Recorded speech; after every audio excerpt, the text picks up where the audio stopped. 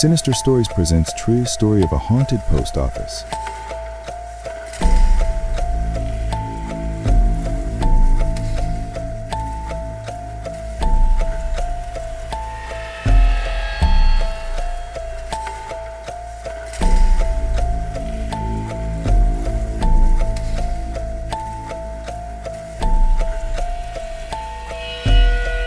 In my small town, things operate a little differently than in most places. While other towns have regular daytime post offices, ours is only open at night. And it was on my first night at this night post office that I experienced one of the scariest moments of my life. My first shift began with me parking in the lot outside a quiet, dark building. The main doors were unlocked, so I stepped inside. "Hello," I called out, hearing only silence echo back. The place felt deserted. I walked to the main counter, where I noticed a note in the middle of the desk. It read, "Hi Chai Carl. I hope your first shift goes smoothly. Since you've worked night shifts at gas stations before, I'm sure you're prepared for the solitude and boredom that comes with this job. But this town is a bit different. How many places need a night guard for a post office? After all, I wish I could explain more, but our town's oddities are best experienced firsthand. Anyway, I won't bore you with details. I know you're here for the money. Still, your safety is important to me, so please follow this list of rules carefully. Never leave the post office between 10 p.m. and 6 a.m. Don't look at the trick or treaters. If you use the bathroom, wait 15 minutes before returning to the main desk. When Fergus delivers the mail at midnight, thank him. Never open the packages. Don't answer the phone even if I call. If I arrive before 6 a.m., hide in the freezer. Good luck, Mr. Black." It was such a strange note, especially that last rule about hiding in the freezer. I brushed off the odd instructions, but the mention of trick or treaters in April was definitely unusual. For the first couple of hours, nothing happened. It seemed like a boring job, and I began to question if I wanted to come back the next night. Then, just before midnight, the phone rang. Remembering the list, I didn't pick up, even though I was sure it was Mr. Black. When I didn't answer, a voicemail came through. "Carl." Mr. Black's voice sounded oddly formal. "Could you pick up the phone so we can discuss a few more things about the job?" A chill ran down my spine. Why would he tell me not to answer the phone if he was going to call anyway? I figured maybe it was some kind of test. Ignoring the second call, I reviewed the rules again. Don't answer the phone, even if I call. The phone rang again, and this time Mr. Black's voice was distorted. "Carl," he growled. "It's rude to ignore people. Rude people get what they deserve." Then, I heard a loud crash from outside, and through the front window, I saw a dark shape dash across the street. My heart pounded as I tried to make sense of what I'd seen. Suddenly, there was a knock on the back door. Nervously, I opened it to find a tall man in a hooded jacket standing silently in the shadows. This was Fergus. Without a word, he held out a large cardboard box. His face was shrouded in darkness, and for a moment, I thought his eyes looked completely black. My mind told me it was just the darkness playing tricks, so I took the package. I nearly forgot the fourth rule, but just as he was about to leave, I managed to say, "Thank you, Fergus." He said nothing, only turned and walked away. To this day, I wonder what would have happened if I hadn't thanked him. The rest of the night dragged on, so to kill time, I decided to explore the building. The post office was larger than it looked, with a single floor broken up into various rooms. The first room I entered was a messy, cluttered mail sorting room. Whoever worked there during the day had left papers and files scattered everywhere. Digging through the pile, I found a single notebook at the bottom. It belonged to John Glass, the previous night worker, and it contained a more detailed list of rules. The first entry was a warning. "Hey, new hire. If you're reading this, I'm sorry. You found yourself in a nightmare, and you don't even know it. If they needed to replace me, that means I didn't make it. This town isn't safe at night, but the post office is even worse. If you want to survive, you need to take these rules seriously. Here's what you need to know. Never leave the post office between 10 p.m. and 6 a.m. The town is deadly after dark. Don't look at the trick or treaters. They're 3 masked children who visit every night. They'll try to get you to invite them inside, but do everything you can to avoid them. Pray they don't remove their masks. If you use the bathroom, wait 15 minutes before returning. There's something in the packages that sometimes escapes. Give it time to return. Thank Fergus when he delivers the mail. He's not fully himself anymore. The package he brings is the reason. Never open the packages. Whatever is inside, don't look at it. It'll ruin you and this entire town. Don't answer the phone, even if it's Mr. Black. There's something sinister that impersonates him. You don't want to know what it'll do if you answer. If Mr. Black arrives before 6 a.m., hide in the freezer. That's the only room with a lock.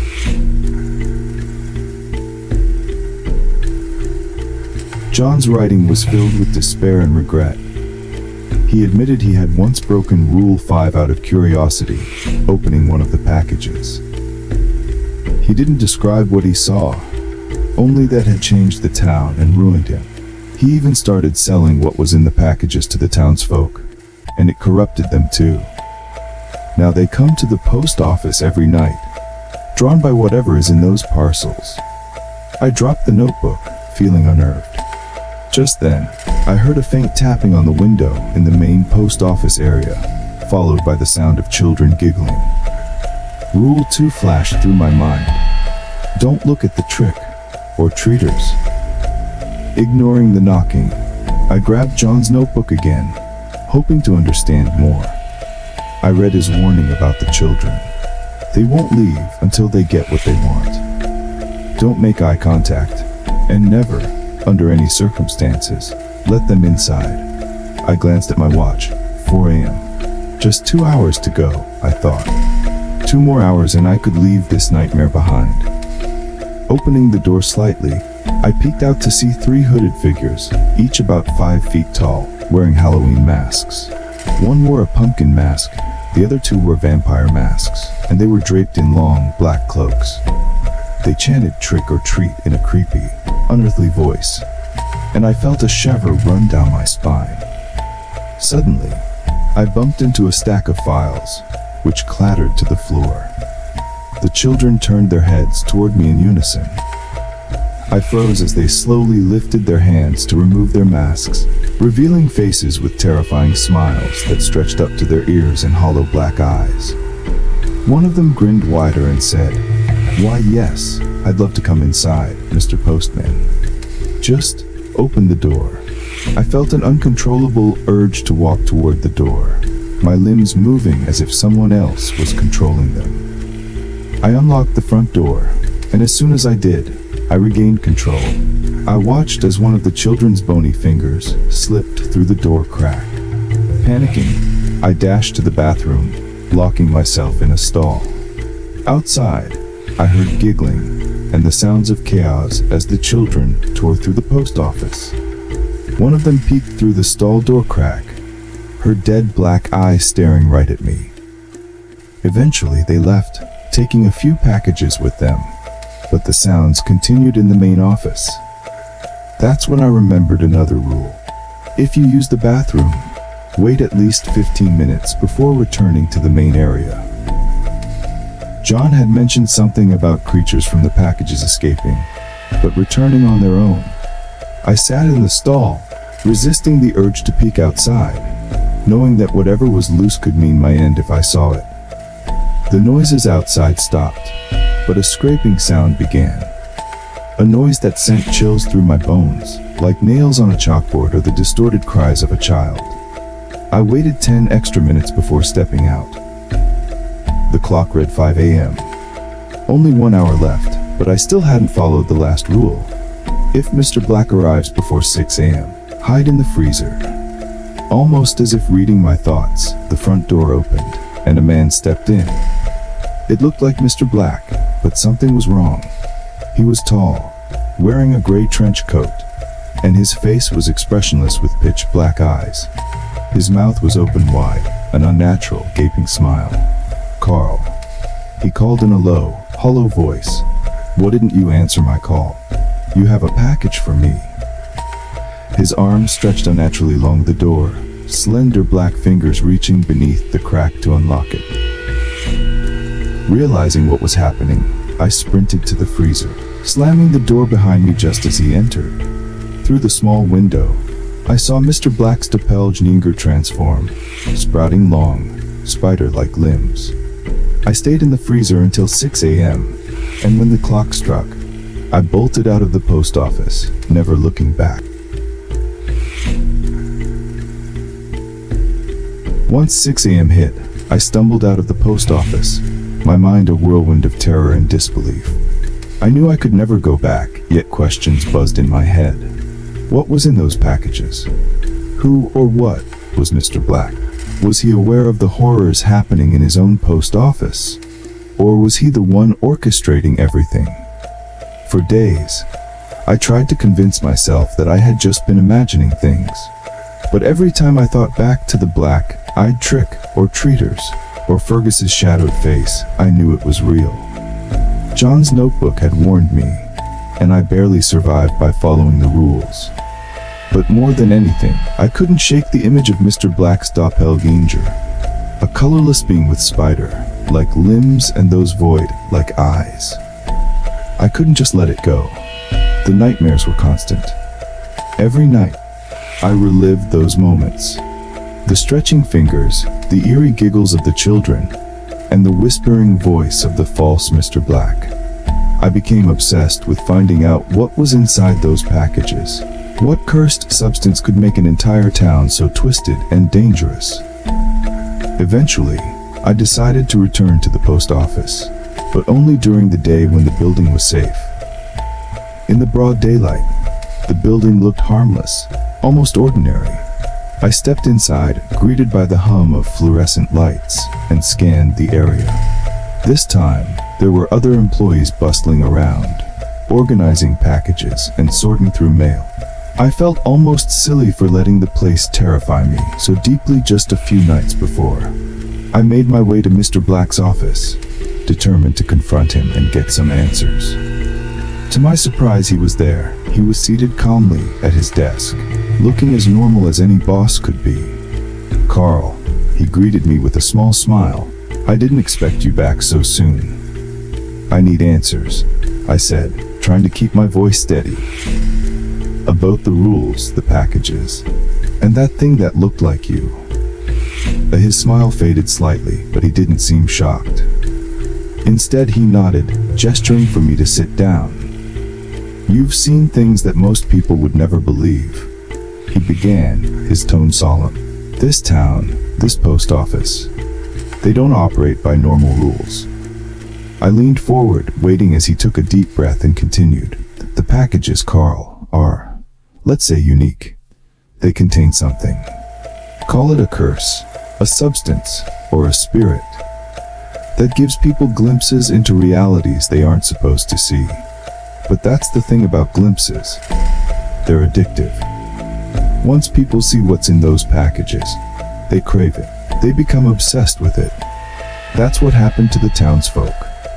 I swallowed hard, my throat dry. "And the rules? The rules are there to protect you from what you can't control. Those who don't follow them." He trailed off, a distant look in his eyes. "Let's just say they don't last long here." "Who buys these packages?" I asked, my voice barely a whisper. "There's only one client, and I don't know who they are," he said, looking down at his desk. "I only know they pay handsomely to keep these packages circulating. They don't care about the toll it takes on this town, or the people here." I felt a cold anger building inside me. "So you keep sending these things out, knowing they're destroying people?" Mr. Black looked up, his expression unreadable. I'm not proud of it, Carl, but my hands are tied. Some things are bigger than either of us, things you can't just walk away from. Like your doppelganger, I said, finally voicing the most haunting question on my mind. A shadow flickered across his face, and for a moment, I thought I saw genuine fear. The thing, it's been following me for years. A distorted version of myself, constantly taunting me, testing my resolve. I don't know where it came from, but it shows up when someone tries to break the rules. He clenched his fists, his voice dropping to a whisper. It's a manifestation of the darkness tied to those packages. It comes when people try to learn too much. Silence filled the room as his words sank in. I thought of John's notebook, of his warning to never look inside the packages.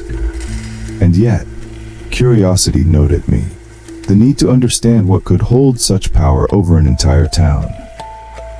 Carl, Mr. Black said, his voice pulling me back.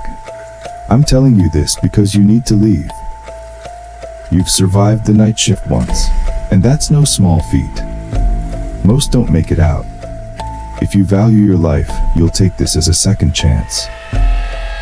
But how can I just walk away? I protested. Knowing what's going on here, seeing what's in those packages.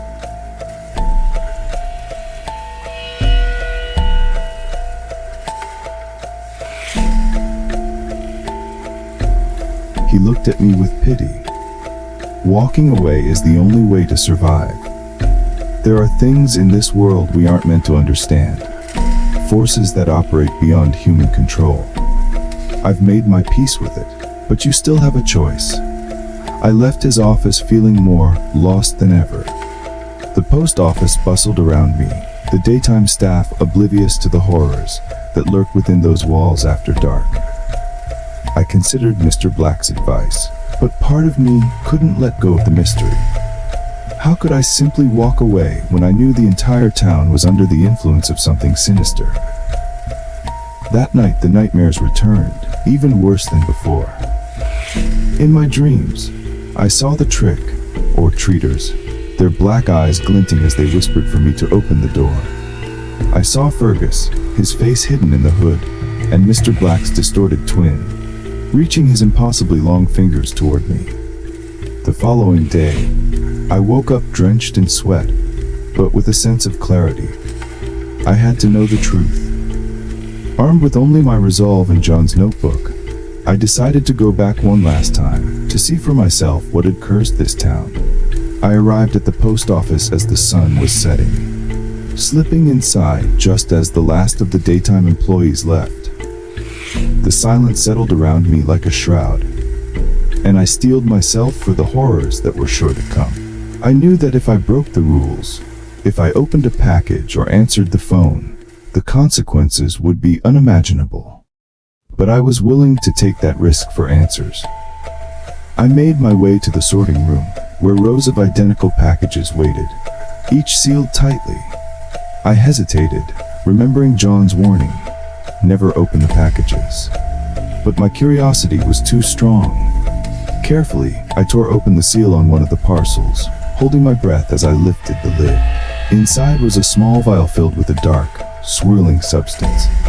The moment I looked at it, my mind felt like it was being pulled into a void. Visions flashed before my eyes. Terrifying, inhuman shapes, endless darkness, and a sense of dread so deep that it made my heart pound. I realized too late that John had been right. I'd opened a Pandora's box, and there was no turning back. The room around me seemed to warp and twist, the walls closing in as I stumbled back, dropping the vial. The substance spilled across the floor, spreading like a living shadow. I tried to escape, but my feet wouldn't move, as if the darkness had wrapped itself around me. From the corner of my eye, I saw Fergus standing in the doorway, his black eyes fixed on me. He wasn't here to deliver mail this time. He was here for me. The room filled with whispers, voices echoing from every corner, and I realized the townsfolk weren't just addicted to the contents of the packages. They were consumed by them. As the darkness closed in, I felt a hand on my shoulder, pulling me back into the light. I turned to see Mr. Black, his face grim. He pulled me away from the shadow, and the vision faded. When I looked back, the room was normal again, the spilled substance gone. Mr. Black stared at me, his expression a mix of disappointment and understanding. "I warned you, Carl," he said quietly. "This is why the rules exist. You've seen too much. The town, the people, they're not what they once were." I nodded, feeling the weight of my mistake. I'd uncovered the town's darkest secret, and I knew now that there was no escape from it. The post office would always be here, operating under the cover of night, delivering those cursed packages. I left that night, but the shadows of what I'd seen still haunt me. I don't know if I'll ever be free from the darkness of that place, or from the grasp of Mr. Black and his twisted operation. But one thing is certain, some mysteries are best left unsolved. And in the end, I realized that I'll never know what truly lies within those packages.